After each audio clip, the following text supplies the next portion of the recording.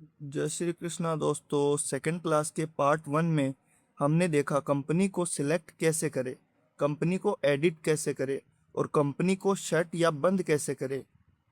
Second class के part 2 में हम देखेंगे कि लेजर कैसे बनाए जाते हैं, लेजर को एडिट कैसे किया जाता है, साथ ही लेजर को डिलीट कैसे किया जाता है। तो आइए अब हम स्टार्ट करते हैं लेजर को कैसे बनाया जाता है। लेजर को बनाने के लिए सबसे पहले हमें जाना होता है गेटवे ऑफ टैली के मास्टर्स में अकाउंट्स इंफॉर्मेशन वाला जो ऑप्शन आपको दिखाई दे रहा है, उसी ऑप्शन पे हमें एंटर प्रेस करना होता है। जैसे ही हम एंटर प्रेस करते हैं, एंटर प्रेस करते ही हम पहुंच जाते हैं अकाउंट्स इंफॉर्मेशन में। अकाउंट इंफॉर्मेशन में सेकंड सेकंड नंबर पे जो लेजर्स का ऑप्शन हमें दिखाई दे रहा है, इसी लेजर्स वाले ऑप्शन पे आके हमें एंटर प्रेस कर देना होता है। एंटर प्रेस करते ही हम पहुंच जाते हैं लेजर्स के डायलॉग बॉक्स में।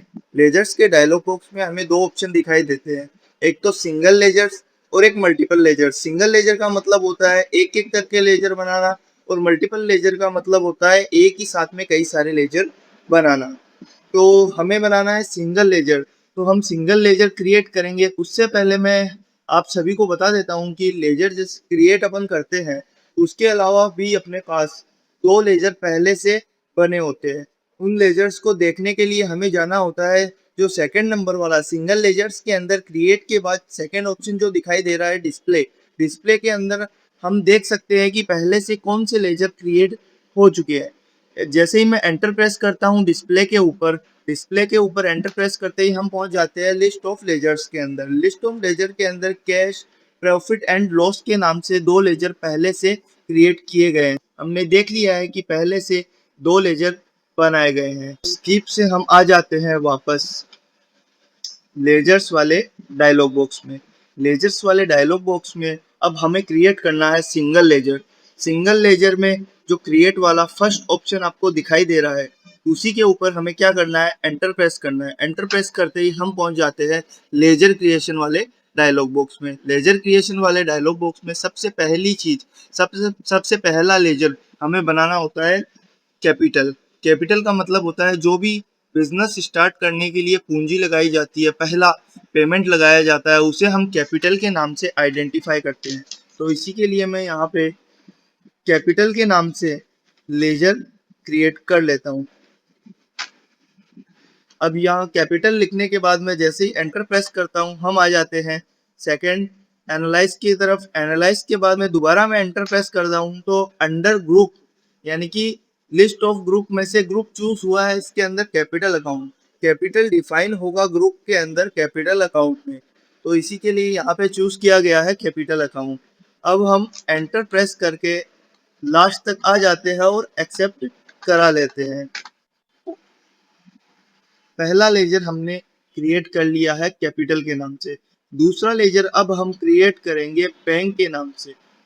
बिजनेस में हमें बैंक अकाउंट की भी आवश्यकता पड़ती है। ज़रूरी तो नहीं कि कैश ही पैसा आए, बैंक में भी पैसा आ सकता है। इसके लिए हम लेजर क्रिएट करेंगे बैंक अकाउंट का। मैं क्रिएट कर लेता हूँ state bank of India. Create करने के बाद मैं एंटर प्रेस करके नीचे की तरफ आ जाता हूँ ग्रुप्स के अंदर। लिस्ट ऑफ ग्रुप में से मैं ग्रुप चूज़ करता हूँ bank accounts. Bank account choose करने के बाद एंटर करके एक्सेप्ट करा लेता हूँ, या फिर डिटेल्स भी भरना चाहूँ मैं भर सकता हूँ।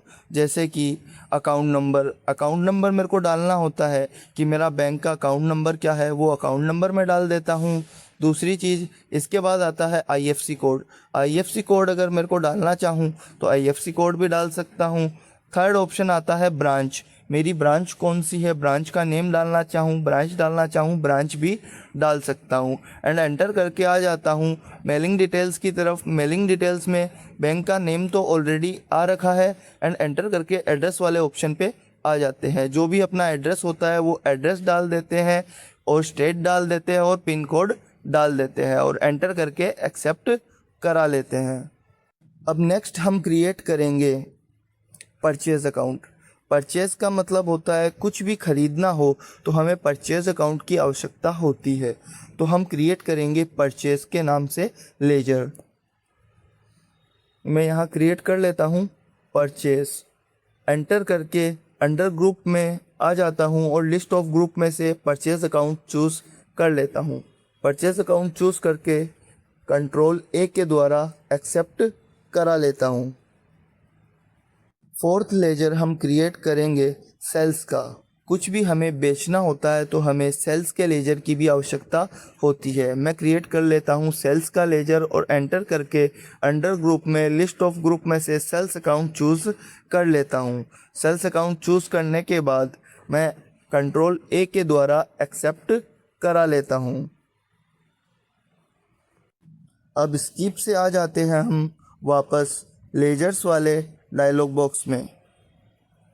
अब हमें देखना होता है कि हमने कौन कौन से लेजर्स क्रिएट कर लिए। उसके लिए हमें जाना होता है सिंगल लेजर्स के अंदर डिस्प्ले वाले ऑप्शन के ऊपर। डिस्प्ले वाले ऑप्शन पे हम एंटर जैसे ही प्रेस करते हैं हमें दिखाई देते हैं कि हमें कौन कौन से लेजर क्रिएट कर रखे हैं। कैश, प्रॉफिट एंड लॉस पहले से था। परचेज, सेल, बैंक अकाउंट और कैपिटल हमने क्रिएट कर लिया है।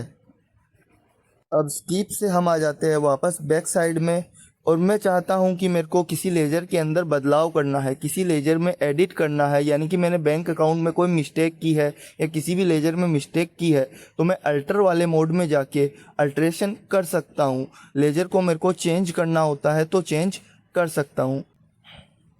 जैसे ही अल्टर के ऊपर आके मैं एंटर प्रेस करता हूँ, लिस्ट ऑफ लेजर्स में से मैं लेजर चूज़ कर सकता हूँ जिसमें भी मेरे को बदलाव करना होता है, चेंजेस करना होता है। मैं चूज़ कर लेता हूँ बैंक अकाउंट को।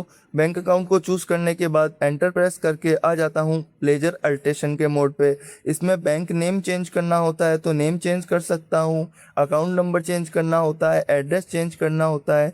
जो भी चीज़ मुझे चेंज करनी होती है वो चीज़ हम चेंज कर सकते हैं।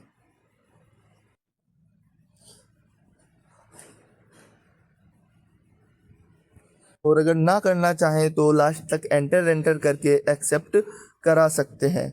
दूसरी चीज़ आती है लेजर को डिलीट करना। डिलीट करने के लिए भी हमें जाना होता है अल्टर वाले ऑप्शन के ऊपर ही।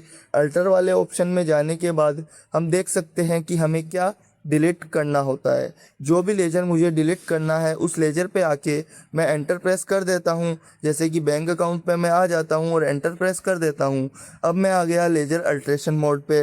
यहीं मैं अल्टर के साथ में डी प्रेस करता हूँ तो ये ऑप्शन मांगता है कि आपको डिलीट करना है। तो जैसे ही मैं एंटर प्रेस करता हूँ या यस वाले ऑप्शन पे क्लिक करता हूँ तो ऑटोमेटिक हमारा लेजर डिलीट हो जाता है। लिस्ट ऑफ लेजर्स में से अपना लेजर हट जाता है। Thanks for watching. Like, comment, share, and subscribe.